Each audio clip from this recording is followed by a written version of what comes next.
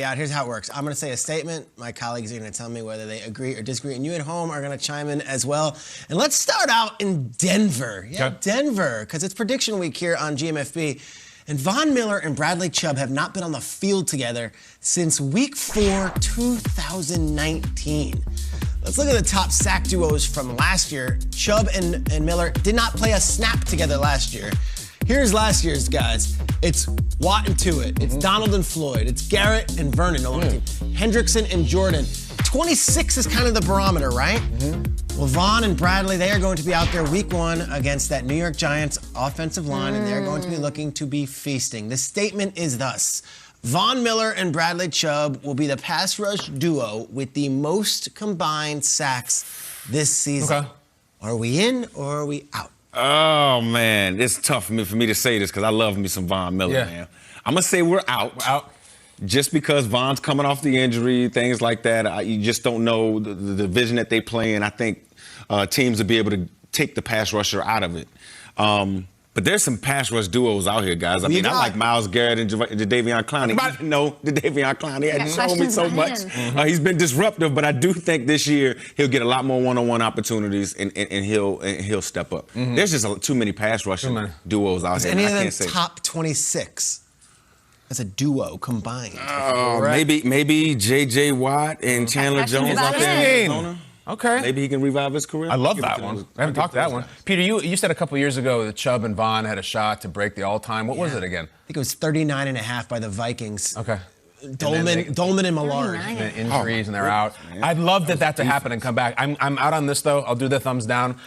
In these prediction weeks, sometimes you do the crazy ones, and then sometimes you just go, like, stock. You just go the blue chip. I'm going with the Rams. I'm going to go Aaron Donald, Leonard Floyd. Not only because they're Aaron Donald and Leonard Floyd, they may have 9 sacks in week 1 against the Bears and get out to that. And that's called a boat race. And I don't know if anybody's going to catch them. We know Leonard Floyd has a deep history with Chicago Bears. We know the Bears' offensive line did not look great. We know that they're choosing at their own free will to choose a quarterback who's not terribly mobile, even though they have one who is. I'm going to go with the Rams. I'm going to go with Aaron Donald, Leonard Floyd for several reasons. What do you got, Adams? I got too many questions. This comes down to questions for me, I feel like. Questions on Von, questions on J.J. Watt, questions on Clowney. So how is it that the team that just won a Super Bowl and the pass rush duo that has 3 Super Bowl championships among them is not being mentioned? I'm going to go Shaq Barrett and JPP because it wasn't even just this last year or this run to the Super Bowl. We're just a measly year away, a year removed from them combining for 28 sacks together back in 2019. How on earth is Shaq Barrett so slept on? Why is he not talked about in the conversation with Von Miller and Myles Garrett when he had a 19.5 season under his belt? We talk about Chandler Jones whenever they talk about Shaq Barrett, and it's not cool. So I'll go with those two because it hasn't just been a year straight, it's been sustained success. And one of the great things about Shaq Barrett, it's never about me. It's all about the team, and they appreciate it, and I know he loves being there. Those defensive tackles help him out, though. Yeah, they do. Yeah, they do. Sue and Vea.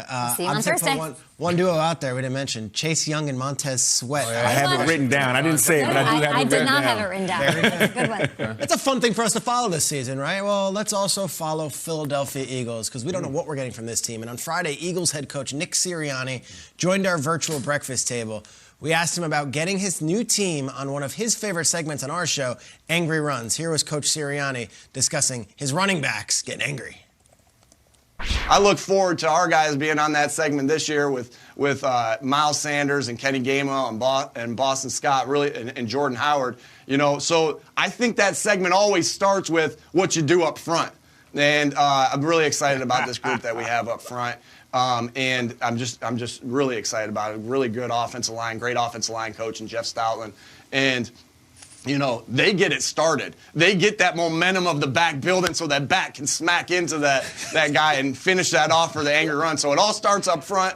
I'm looking forward to watching it this year. I want the scepter. Is that what we call it? Scepter. I want the scepter in Philadelphia. That's what I'm excited about. I want to hear it. We were fired up. He was fired up. It was a great interview. And Eagles running back Miles Sanders is making a big comeback this season after missing some time last year. A Penn State guy, Mike Robinson, like yourself. Here's my statement. Not Zeke, not Saquon, not Antonio Gibson, but Eagles running back Miles Sanders will lead the NFC East in rushing yards this season. You hear the coach talk like that about Getting that angry run. Kyle, we in or we out? Yeah, how could I not get fired up about that? It's an unbelievable answer. I'm going Antonio Gibson. Sorry, Coach. I'm going to go Antonio Gibson. I love this dude. I remember sitting around eating buffalo chicken dip on Thanksgiving Day of the year 2020. I believe this is the footage right here. Oh, what a time. It's in the Peter Schrager club of he just scored again against the Cowboys. We say it about Raheem Mostert. Raheem Mostert's my usual. It's the Raheem Mostert club. He just scored another touchdown. And I saw a future, and I love the way Gibson runs. It's a no-nonsense style. It's north and south. It's very Ron Rivera. I love the burst from him, and I think he's going to do big things this year. I love Gibson. I love him so much. I drafted him way high in fantasy, probably irresponsibly high. Good. That's my guy. I took him. I like him. That's my guy. I almost had him inside the top 12. You take him as your RB1? Yes. I love that. Great. I don't hate that. Okay, good. Like good. I think he's going to soar. Get him on their way up. I'll give it to Miles Sanders here. Okay. The only person who loves Saquon more than me is sitting to my left over here, so maybe you'll talk about him. I understand Zeke and his upside. Miles had a down year. I think it was injuries, inconsistencies. It's a very small sample size that he has with the quarterback, Jalen Hurts, but in those 3 games, he averaged over 100 yards per game in those 3 starts. Having Hurts out there helps open up the run game. We all know that. It's clear. If he can stay healthy, it's a good offensive line, as Coach was saying. I'm here for it. It is crazy to me. Speaking of fantasy, Kyle, looking where our guy Miles Sanders is going, you get to a decision in your draft where it's, do I want Miles Sanders, who has top 5 potential, or do I want Mike Davis?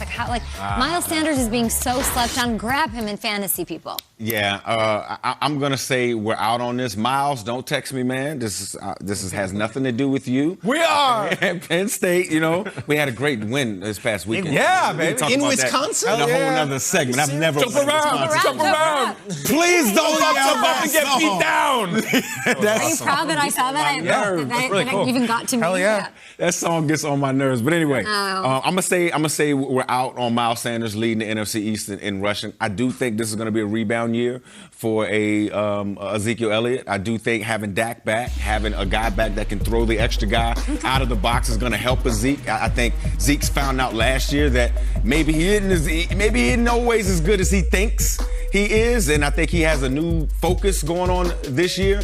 I like Antonio Gibson in this division as well. I think Saquon is gonna have something to say about the rushing. So yeah, I think he's gonna have something to say. Okay, good. And obviously they were teammates, so they're gonna go back to their rivalry like they were in college. Actually, Saquon is the one that kept Miles Sanders off the field, which is crazy that a team had both of these backs. But yeah, I'm gonna have to give it to Zeke and possibly Saquon coming in second. It's interesting because you talk about motivation, and if we asked this question 2 years ago or even last year, we all would have said Saquon. 100%. We went around, you had Antonio Gibson, Miles Sanders, Ezekiel Elliott. Saquon's almost the 4th in the conversation. So if he's listening right now, this not only should motivate Miles Sanders and the Eagles, it should also motivate Saquon Barkley and the Giants. doubt. We in, we out.